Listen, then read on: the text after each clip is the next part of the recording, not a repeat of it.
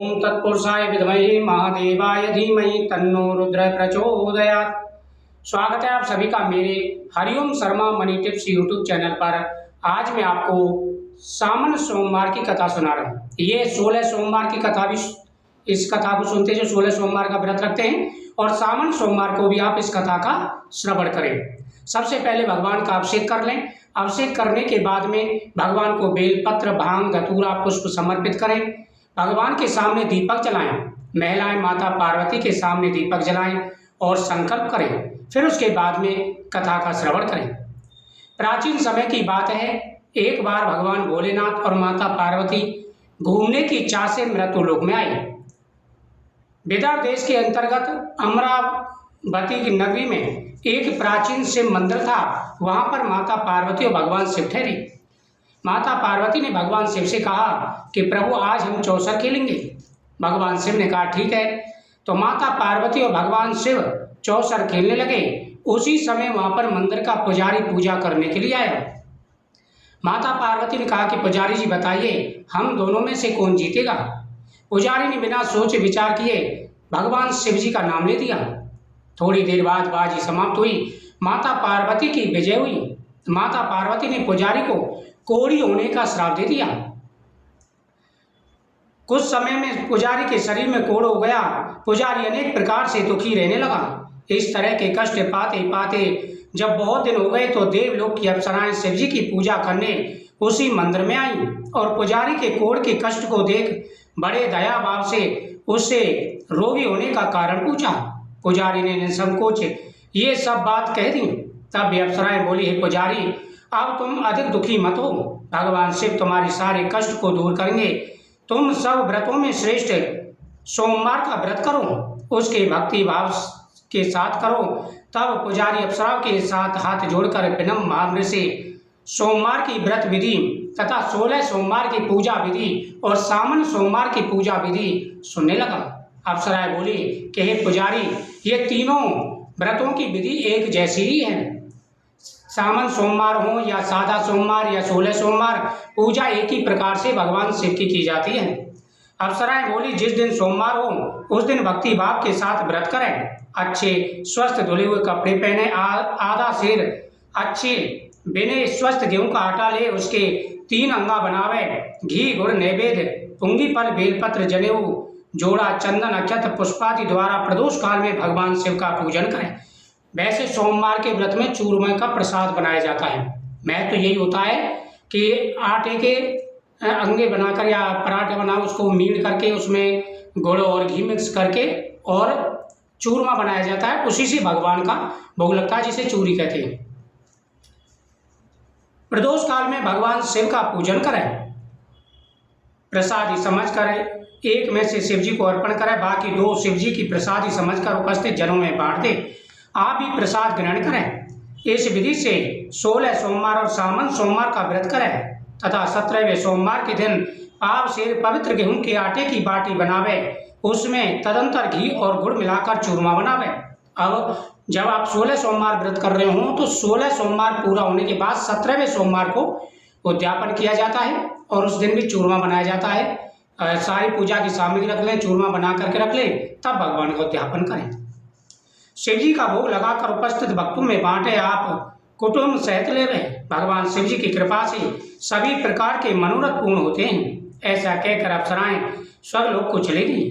ब्राह्मण ने यथाविधि शोषण उपचार व्रत किया।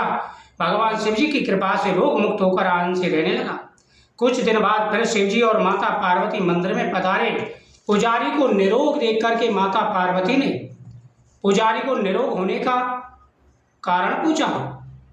तब पुजारी ने कहा कि माता, मैंने सोमवार का व्रत किया था, 16 सोमवार और सावन सोमवार के व्रत किए थे।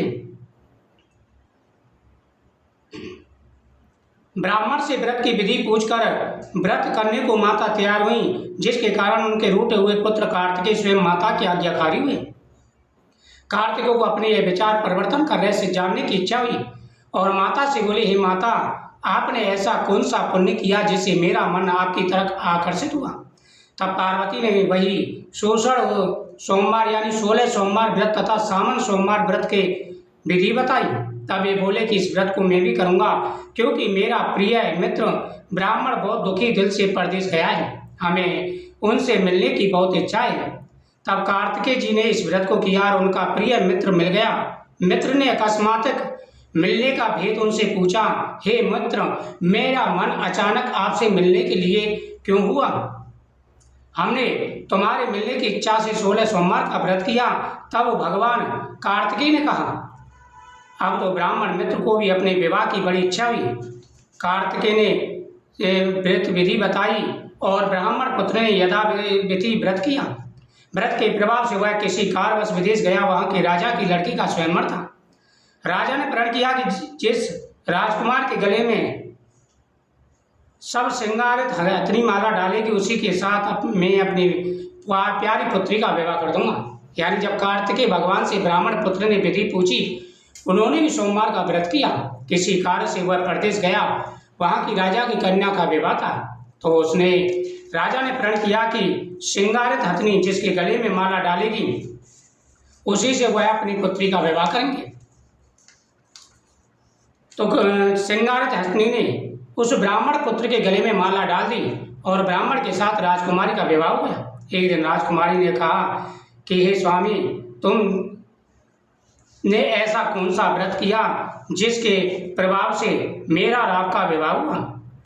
तब ब्राह्मण बोला, हे प्राण प्रिय, मैंने अपनी मित्र कार्तिकेय के कथानुसार 16 सोमवार का व्रत किया, जिसके प्रभाव से मुझे तुम प्राप्त हुई। व्रत की महिमा को सुनकर राजकन्या को बड़ा आश्चर्य हुआ और वह पुत्र की कामना करने लगी। शिव जी की दया से उसके गर्भ से एक विद्वान पुत्र हुआ। माता पिता दोनों उस पुत्र को पाकर प्रसन्न हुए, उसका पालन बड़ी प्रकार से करने लगे। जब पुत्र समझदार हुआ तो एक दिन अपनी माता से प्रश्न किया, हे माता, तुमने कौन सा तप किया जो मेरे जैसा पुत्र तुम्हारे गर्भ से पैदा हुआ? माता ने 16 सोमवार और सावन सोमवार व्रत की विधि बताई। पुत्र के सम्मुख प्रकट किया। पुत्र ने ऐसे सरल व्रत को और सब तरह के मनोरथों को पूर्ण करने वाला सुना तो वह भी इस व्रत को राज्य अधिकार पाने की इच्छा से करने लगा। हर सोमवार को यथाविधि व्रत करने लगा। उसी समय एक देश के वृद्ध राजा के दूतों ने आकर उसको राजकन्या के लिए वरण किया। राजा ने अपनी पुत्री का विवाह ब्राह्मण युवक के साथ करके बड़ा सुख प्राप्त किया। वृद्ध राजा के देवलोक जाने पर यही ब्राह्मण बालक गद्दी पर बैठा, क्योंकि दिवंगत भूख के कोई संतान नहीं थी, उसके कोई पुत्र नहीं था, तो इसी ब्राह्मण पुत्र को ही उन्होंने अपना उत्तराधिकारी बना दिया। राज का अधिकारी होकर भी वह ब्राह्मण पुत्र अपने सोमवार व्रत को करता था। जब 17वां सोमवार आया तो विप्र पुत्र ने अपनी प्रियतमा से पूजन सामग्री लेकर शिवालय में चलने के लिए कहा, परंतु राजकन्या ने दास दासियों द्वारा सब सामग्रियां शिवालय भिजवा दी और आप नहीं गई। जब राजा ने शिव जी का पूजन समाप्त किया तब एक आकाशवाणी हुई, राजन, अपनी इस रानी को राजमहल से निकाल दूं, नहीं तो तुम्हारा सर्वनाश हो जाएगा। वाणी सुनकर राजा तत्काल ही मंत्रणा गृह में जाकर अपने सभासदों को बुलाकर पूछने लगा, हे मंत्रियों, यानी राजपुत्र जब भगवान शिव की पूजा कर रहा था तो अपनी जो पत्नी थी उससे कहा कि शिव जी की पूजा की सामग्री लेकर आओ, लेकिन वह शिव जी की पूजा की सामग्री लेकर नहीं गई। राजा ने पूजा समाप्त की तो आकाशवाणी हुई, हे राजन, तुम इस रानी को अपने राज्य से निकाल दो, नहीं तो तुम्हारा सर्वनाश हो जाएगा। मंत्री आदि सब बड़े विस्मय और दुख में डूब गए, क्योंकि जिस राजकन्या के कारण राज मिला था राजा उसी को निकालने का जाल रचता था। यह कैसे हो सके? अंत में राजा ने उसे घर से निकाल दिया। रानी भाग्य को कोसती हुई नगर के बाहर आई, बिना पद त्राण फटे वस्त्र पहने भूख से धीरे धीरे व्याकुल होने लगी और चल करके एक नगरी में पहुंची। वहाँ एक बुढ़िया सूत काट कर बेचने जाती। रानी की करुण दशा देखकर वह बोली, चल तू मेरा सूत बिकवा दे, मैं वृद्ध हूँ, भाव नहीं जानती। ऐसी बात बुढ़िया की सुनी तो रानी ने सूत की गठरी उतार कर अपने सिर पर रख ली। थोड़ी देर बाद ऐसी आंधी आई कि सूत की पोटली उड़ गई। बेचारी बुढ़िया पछताती रह गई और रानी को अपने साथ से दूर करने को कह दिया, क्योंकि जैसे ही बुढ़िया की सूत की पोटली उसने ली और हवा से बढ़ गई तो रानी ने कहा कि इसमें मेरा कोई दोष नहीं है, लेकिन बुढ़िया ने उसको अपने साथ से हटा दिया। अब रानी तेली के घर गई तो तेली के मटके चटक गए। भगवान शिव जी के प्रकोप के कारण उसी समय सारे मटके चटक गए। ऐसी दशा देखकर तेली ने रानी को घर से निकाल दिया। इस प्रकार रानी अत्यंत दुखी पाती हुई सरता के तट पर गई उस सरता का जल समाप्त हो गया, सूख गया। तत्पश्चात रानी एक वन में गई। वहां जाकर सरोवर में सीढ़ी से उतरकर पानी पीने गई तो उसके हाथ से जल जैसे स्पर्श हुआ, सरोवर का नील कमल सदृश जल असंख्य कीड़ों से भर गया। रानी ने भाग्य का दोषारोपण करते उस जल को पान करके पेड़ की शीतल छाया में विश्राम करना चाहा। वह रानी जिस पेड़ के नीचे जाती उस पेड़ के पत्ते तत्काल गिरते। अपने वन सरोवर जल की ऐसी दशा देखकर वन के ग्वालों को अपनी गऊओं को चरा और पानी न मिलता देख बड़ी दुखी भाव से सब कथा अपनी गोसाई से कही। उस जंगल में स्थित मंदिर में पुजारी गोसाई थे। ग्वाले रानी को लेकर गोसाई के पास गए।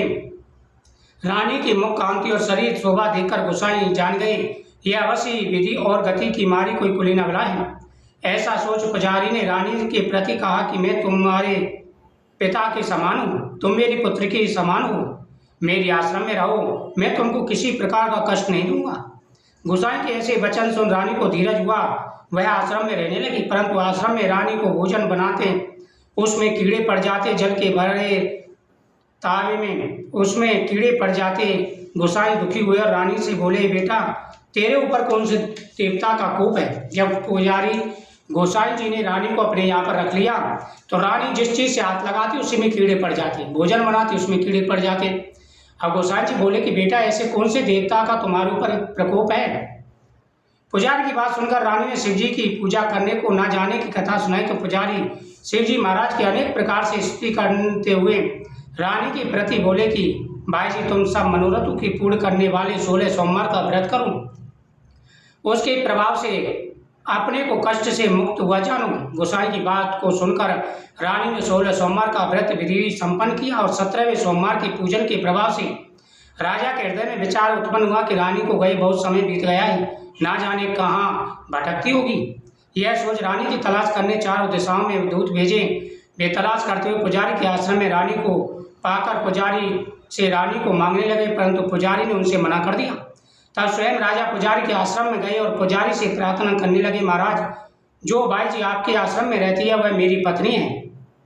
शिवजी के प्रकोप से मैंने इसको त्याग दिया था, अब इस पर से शिवजी का प्रकोप शांत हो गया, इसलिए मैं इसे लेने आया हूँ, आप इसे मेरे साथ चलने की आज्ञा दें। गोसाई जी की आज्ञा पाकर रानी राजमहल में आई। घर में मंगल गान होने लगे। पंडितों ने विधिवत वेद मंत्रों का उच्चारण करके अपनी राजरानी का आह्वान किया। ऐसी अवस्था में रानी ने पुनः अपनी राजधानी में प्रवेश किया। महाराज ने अनेक तरह से ब्राह्मणों को भोजन आदि करा के संतुष्ट किया और फिर पति पत्नी हर सोमवार को व्रत करने लगे।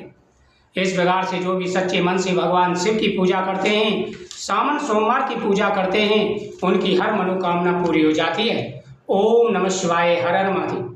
पूजा करने के बाद इस कथा को सुने और इस कथा के बाद आरती करें और भगवान आपकी हर मनोकामना पूरी करेंगे। भगवान की आरती करते समय हाथ जोड़ करके प्रार्थना करें और भगवान की आरती करें, सभी कार्य सिद्ध होंगे। ओम जय शिव ओंकारा, प्रभु जय शिव ओंकारा, ब्रह्मा विष्णु सदा शिव हरिदंगिनी धारा। ओवे हरे हरे हरे महादेव, एकानन चतुरानन पंचानन राजय, हंसासन गरुणासन वृषवाहन साजे। ओम हरे हरे हरे महादेव, दो भुज चार चतुर्भुज, 10 भुज ते सोए, तीनों रूप निरखिते तेरो बन जन मोहे। ओम हरे हरे हरे महादेव, अखमाला वनमाला मुंडमाला धारी, चंदन मृग मग सोए बोले शुभकारी। ओम हरे हरे हरे महादेव, श्वेतांबर पीतांबर बागंबर अंगे, ब्रह्मादिक सनकादिक प्रेतादिक संगे। ओम हरे हरे हर महादेव, कर मध्य के कमंडल, चक्र त्रिशूल धरता, सुख करता दुख हरता, जग पालन करता। ओम हरे हरे हरे महादेव, ब्रह्मा विष्णु सदा शिव जानते अविवेका, प्रणवाक्यर में शोभित ये तीनों एका। ओम हरे हरे हरे महादेव, तेवड़ स्वामी जी की आरती, जो कोई नर गावे, कहत शिवानंद स्वामी मनवांचित फल पावे। ओम हरे हरे हरे महादेव, बोल शिव शंकर भगवान की जय। मंत्रहीनम क्रियाहीनम भक्तिहीनम सुरेश्वरा, यद पूजितम मया देवम परपूर्णम परमेश्वरा। तो ये 16 सोमवार और सावन सोमवार की पूरी विधि थी। इस प्रकार से पूजन करें, आपकी हर मनोकामना पूरी होगी। जय श्री कृष्ण।